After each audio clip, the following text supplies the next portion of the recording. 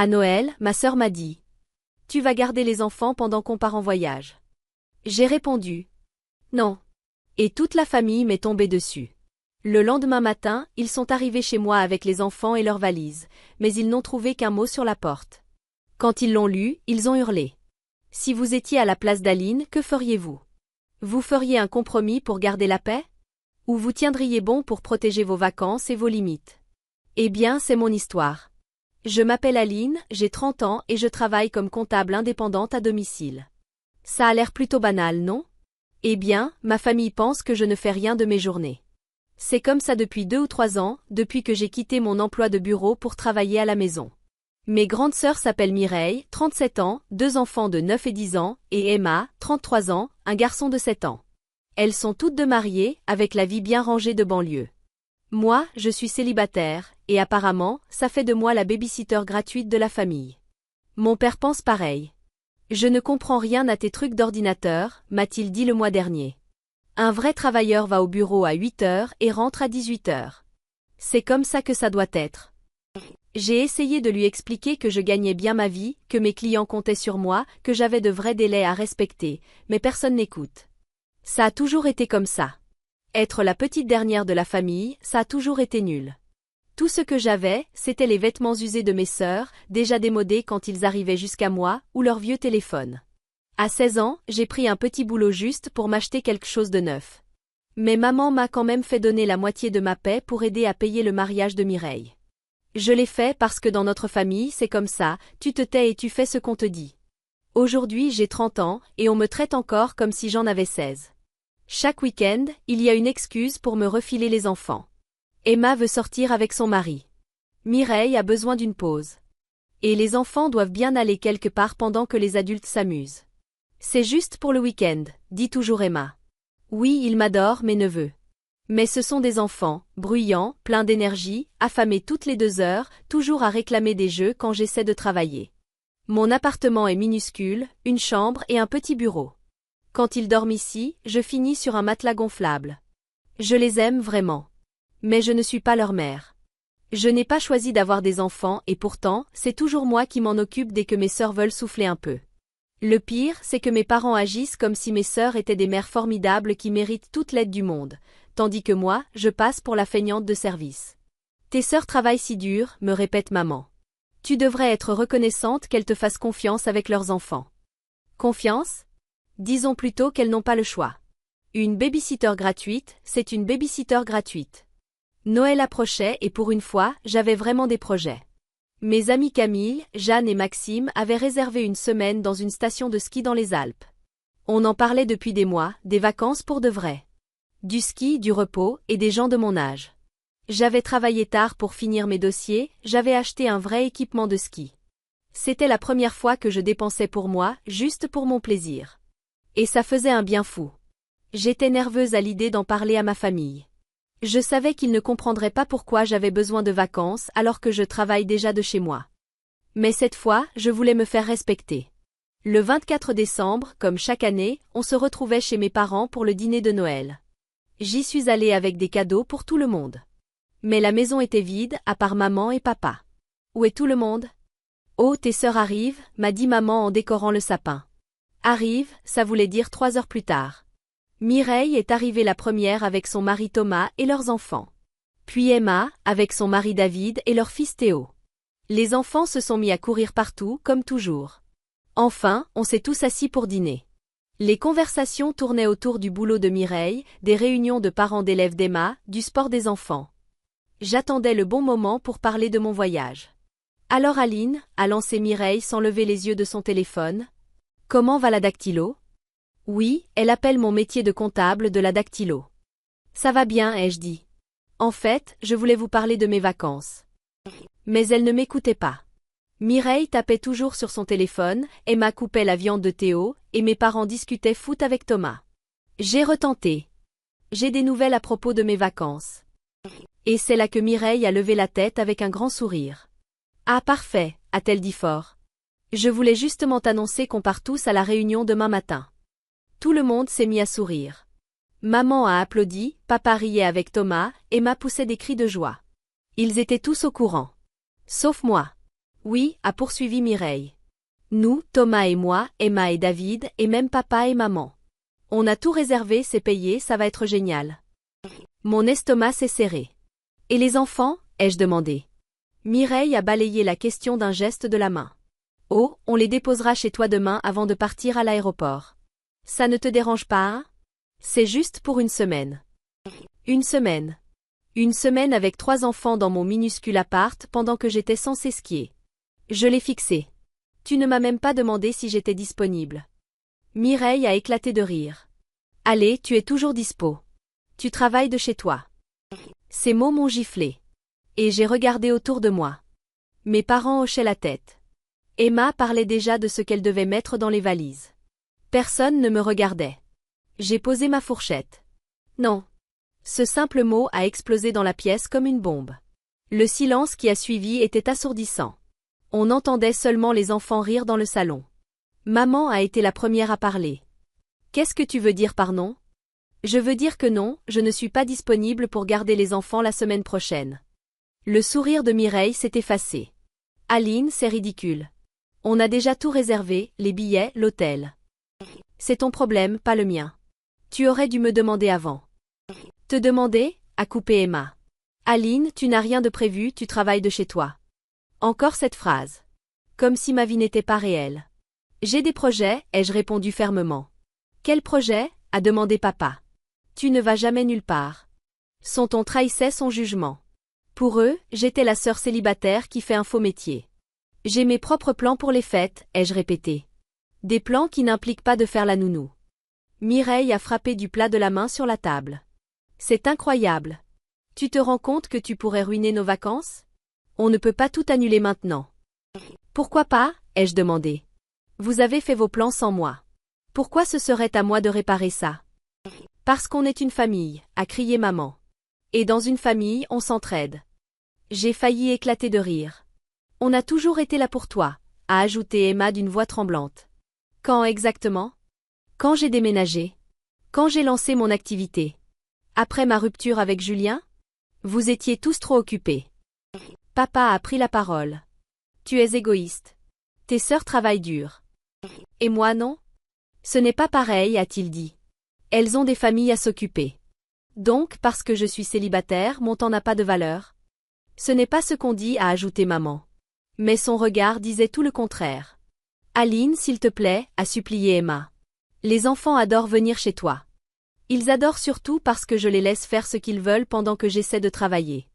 Tu sais combien de fois j'ai dû refaire des dossiers à cause de taches de jus ou de bagarres pendant des appels clients? Ce sont juste des enfants, a dit Mireille. Exactement. Tes enfants, pas les miens. Le silence est retombé, seulement brisé par les rires des petits dans le salon. Tout le monde me regardait comme si j'étais devenue folle. Je n'arrive pas à croire que tu fasses ça, a murmuré Mireille. Après tout ce que la famille a fait pour toi. Ce que la famille a fait pour moi? Des vêtements d'occasion jusqu'à mes 18 ans? La moitié de ma paie à 16 ans pour ton mariage? Vous méprisez mon travail et me traitez comme votre nounou. La voix de maman est montée. On t'a élevé, nourri, habillé. Ça s'appelle être des parents, ai-je répondu calmement. Mireille s'est levée. Très bien. Peut-être que tu ne devrais plus venir au repas de famille alors. Peut-être que non, ai-je dit sans hausser le ton. Fais attention à ce que tu dis, Mireille. Je ne regrette rien. Parfait. Moi non plus. J'en ai assez d'être traitée comme une employée gratuite. Ce n'est pas vrai, a dit papa sans me regarder. Ah bon? Et la dernière fois que quelqu'un m'a demandé comment j'allais sans me demander un service, c'était quand? Silence. Emma pleurait. Tu gâches Noël. Tu gâches tout. Je ne gâche rien. Je me défends enfin. C'est ridicule, cria Mireille. C'est juste une semaine. Une semaine que j'ai déjà prévue. Quel projet? Exigea maman. Peu importe. L'important c'est que j'en ai. Et vous ne m'avez pas demandé. Donc c'est ça? Demanda Mireille. Tu vas ruiner nos vacances pour un caprice? Un caprice? Après 30 ans? Je me suis levée et j'ai pris mon sac. Aline, assieds-toi, ordonna papa. Non. C'est fini. Je vous ai dit que je ne garderai pas les enfants. Point final.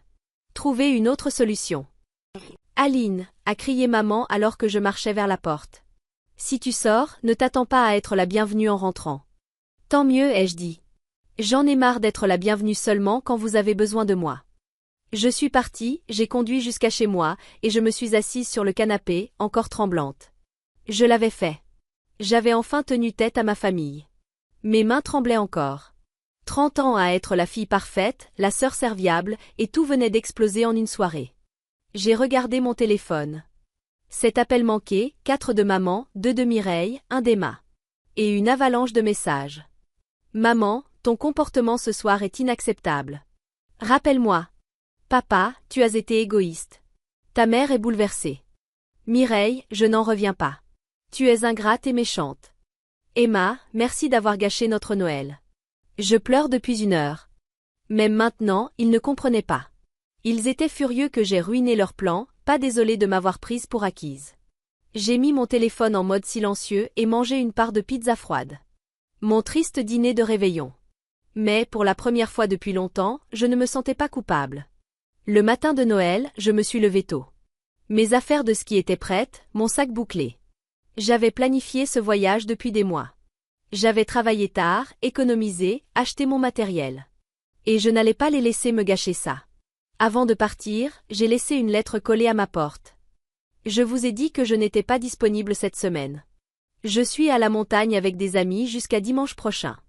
J'en ai assez d'être votre nounou gratuite et qu'on fasse comme si ma vie ne comptait pas. À partir d'aujourd'hui, je coupe tout contact avec la famille. J'ai pris la route pour rejoindre Camille, Jeanne et Maxime. Tu as l'air différente, m'a dit Camille dans la voiture. Bien différente? Oui. Enfin toi, a répondu Maxime. Il était temps que tu leur dises ce que tu penses. Le trajet de 2 heures m'a paru long, parce que je me demandais si j'avais fait une erreur. Et court à la fois, parce que j'étais excitée à l'idée de faire enfin quelque chose pour moi. En arrivant à la station, j'ai rallumé mon téléphone. 53 appels manqués, des dizaines de messages, même de Thomas et David. Je les ai lus assises sur le lit. Mireille, on n'en revient pas. Nos vacances à la Réunion sont fichues à cause de ton égoïsme. Emma, rentre à la maison. Les enfants demandent où tu es. Et là, j'ai su que je ne regrettais rien. Aline, reviens tout de suite, a crié maman au téléphone. Tu as détruit Noël. Papa a ajouté. Tes neveux sont devant ta porte en pleurs. Ils ne comprennent pas pourquoi tata Aline les a abandonnés. Tu devrais avoir honte. Un instant, la culpabilité m'a traversée. Puis j'ai réalisé quelque chose, ils avaient amené les enfants quand même, malgré mon refus. Ils pensaient que je bluffais. Que comme toujours, je finirais par céder. Résultat, mes parents ont dû annuler leurs billets et garder les enfants toute la semaine. J'ai continué à faire défiler les messages. Des reproches, des pleurs, des accusations. Pas une seule excuse. Pas une seule personne reconnaissant qu'ils avaient tout supposé. Alors j'ai bloqué tous leurs numéros. Et pour la première fois depuis des années, j'ai eu une semaine de paix absolue. On a skié tous les jours, bien mangé, ri tard le soir, parlé de tout sauf de drames familiaux. C'était les meilleures vacances de ma vie. Quand je suis rentrée le dimanche, le concierge m'a arrêtée. Mademoiselle Aline, vos parents sont venus plusieurs fois demander si vous étiez rentrée. Votre mère avait l'air très bouleversée. Je l'ai remerciée et suis montée chez moi. Le mot sur ma porte avait disparu. Il l'avait donc lu. J'ai eu un petit pincement au cœur, 5 minutes, pas plus. Puis je me suis rappelé, ce n'était pas une tragédie. C'était juste des grands-parents qui passaient une semaine avec leurs petits-enfants. Ça ne devrait pas être un drame. 2 jours après le Nouvel An, j'ai entendu des voix familières dans le couloir. J'ai regardé par le Judas, maman, papa, Mireille et Emma. La confrontation que je redoutais. J'ai ouvert la porte. Maman agitait ma lettre comme une preuve. « Comment as-tu pu nous faire ça ?» hurla-t-elle. « Ton père et moi avons dû annuler nos vacances à cause de ton égoïsme. »« Tu sais combien d'argent on a perdu ?» ajouta Mireille. Emma pleurait. « Les enfants n'ont pas arrêté de demander où tu étais. Comment as-tu pu leur faire ça ?» Ils parlaient tous en même temps. Égoïste. Ingrate. Arrogante. Apparemment, se défendre rendait arrogante. Je les ai laissés vider leur colère. Puis, calmement, j'ai demandé. « Vous avez lu toute la lettre ?» Des regards confus. La dernière phrase. « Vous l'avez lue attentivement ?» Ils se sont regardés, puis ont baissé les yeux sur le papier froissé. J'ai écrit que je coupais tout contact avec la famille. Silence. Je les ai observés, un par un, comprendre. Tu ne penses pas vraiment ça, murmura maman d'une voix plus douce. Si. Vous ne me voyez pas comme de la famille. Juste comme une solution pratique, une nounou gratuite. Ce n'est pas vrai, protesta Emma. On t'aime. Vraiment? Quand m'avez-vous appelé pour parler sans rien demander? Invité quelque part sans avoir besoin d'une garde d'enfant? Écouter mon avis comme s'il comptait? Rien. Aucune réponse. Aline, s'il te plaît, sanglota maman. On est une famille. Les familles restent unies. Non, maman. Les familles se respectent. Elles demandent avant de faire des plans qui impliquent les autres. Elles ne traitent pas l'une d'entre elles comme du personnel de service. Papa finit par parler. On a peut-être fait des erreurs, mais tu exagères. J'exagère? J'ai grandi avec les restes des autres. 3 ans à servir de babysitter de secours sans qu'on me demande, et c'est moi qui exagère? Mireille fit un pas vers moi. D'accord. Peut-être qu'on aurait dû te demander pour cette semaine. Mais tu n'avais pas besoin de disparaître comme ça. Tu nous as fait peur. Je ne suis pas disparue. Je vous ai laissé un mot. Je vous ai dit où j'étais. Et je vous ai dit que j'en avais assez d'être utilisée. Utilisée? Répéta Emma, essuyant ses larmes. On ne t'a jamais utilisée. On croyait que tu aimais passer du temps avec les enfants. Oui, je les aime. Mais pas tous les week-ends. Pas quand je travaille. Pas quand vous supposez que je n'ai rien de mieux à faire. Maman pleurait encore plus fort. Aline, je t'en supplie. On peut arranger les choses. On peut faire mieux. Ces larmes m'ont presque fait flancher. Presque. Mais je me suis souvenue de toutes les nuits où j'avais pleuré seule, à me sentir invisible. Je suis fatiguée d'être celle qu'on oublie, ai-je dit. Fatiguée de tout sacrifier. Fatiguée d'être ignorée jusqu'à ce que vous ayez besoin de moi. Mais on est ta famille, dit papa. C'est ce que font les familles. Non, papa. C'est ce que je fais pour vous. Et qu'est-ce que vous avez fait pour moi? Silence. Même eux ne pouvaient plus prétendre que c'était équilibré. Je veux que vous partiez maintenant, ai-je dit en désignant l'ascenseur. Aline, s'il te plaît. Commença maman. Partez. Et ne revenez pas. Ils sont restés là, figés 1 minute, puis ont reculé lentement. Les sanglots de maman résonnaient dans le couloir jusqu'à ce que les portes se referment. Après leur départ, j'ai appelé le concierge. S'il vous plaît, ne laissez plus entrer aucun membre de ma famille dans l'immeuble.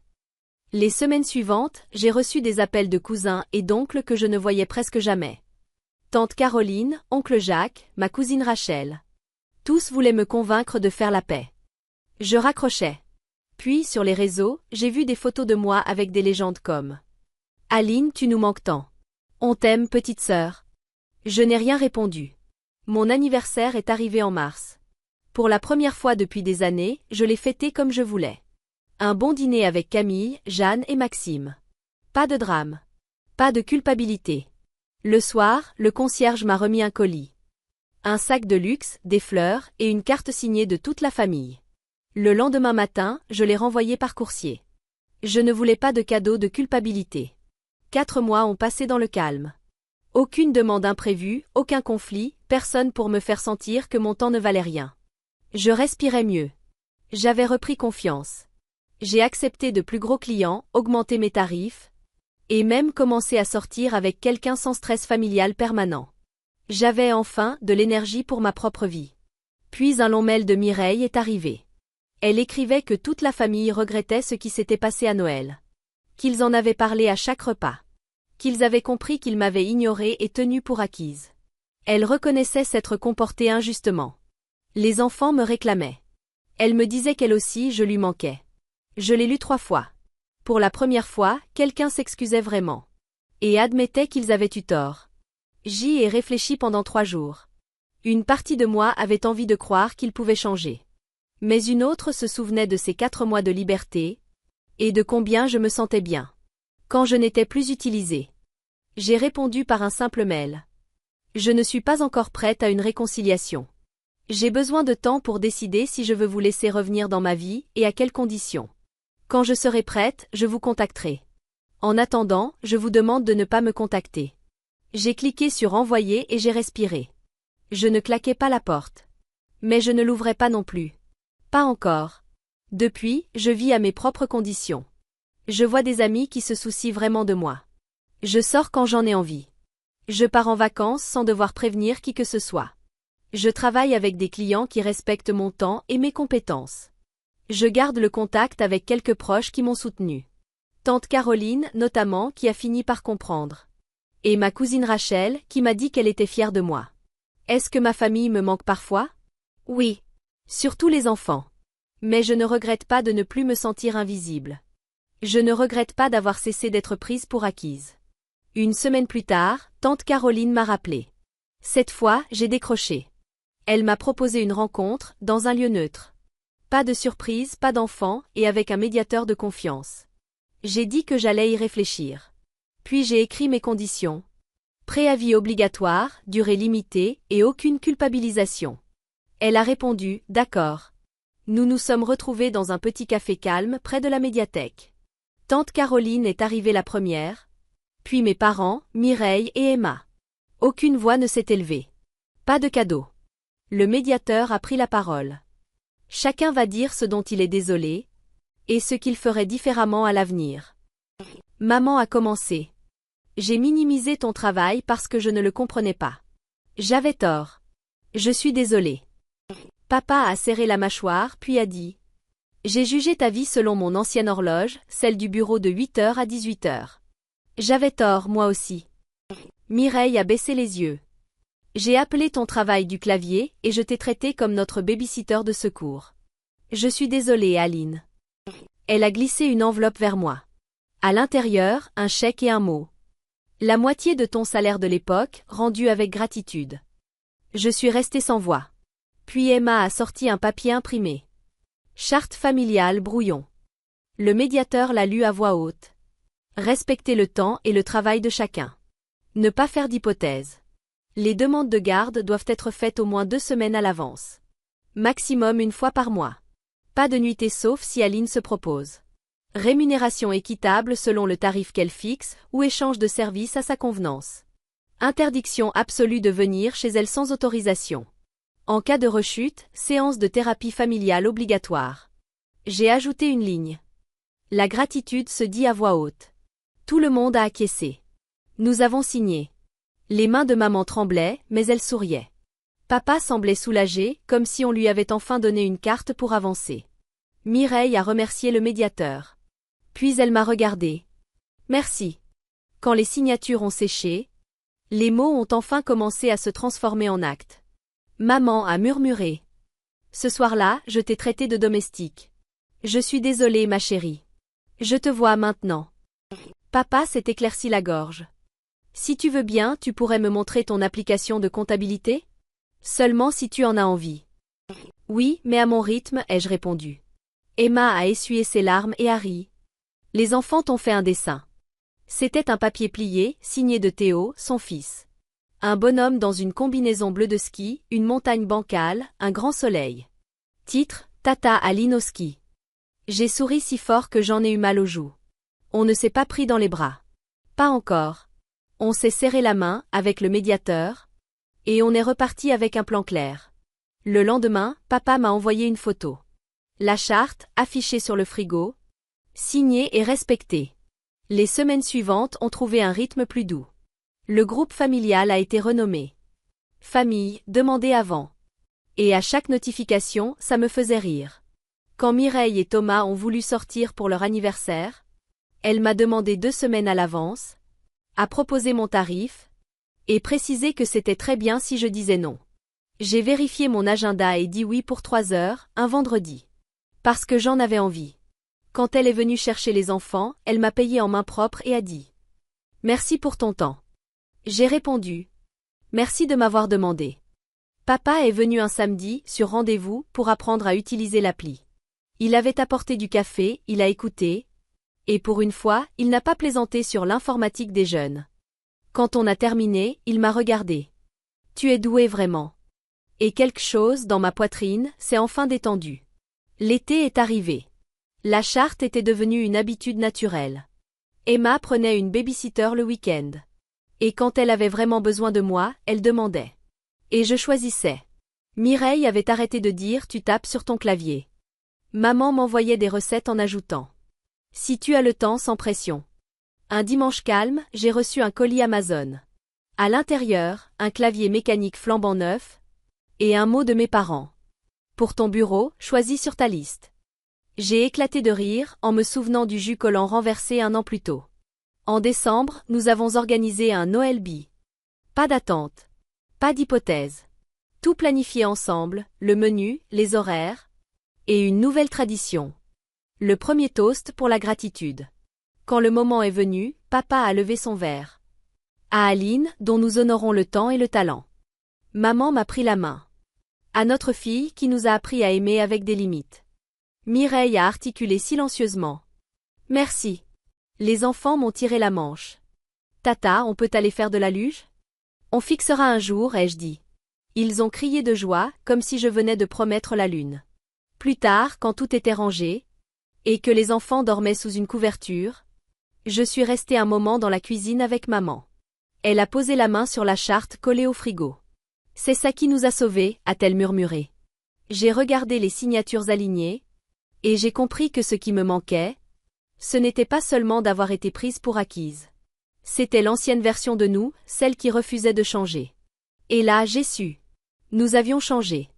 Nous avions fait le travail. Est-ce que ma famille me manque encore parfois? Oui. Surtout les enfants. Mais désormais, quand je les vois tous, je ne me sens plus invisible. Je me sens aimée. Et respectée. Et c'est enfin ce genre de famille dans laquelle je suis heureuse de rentrer chez moi.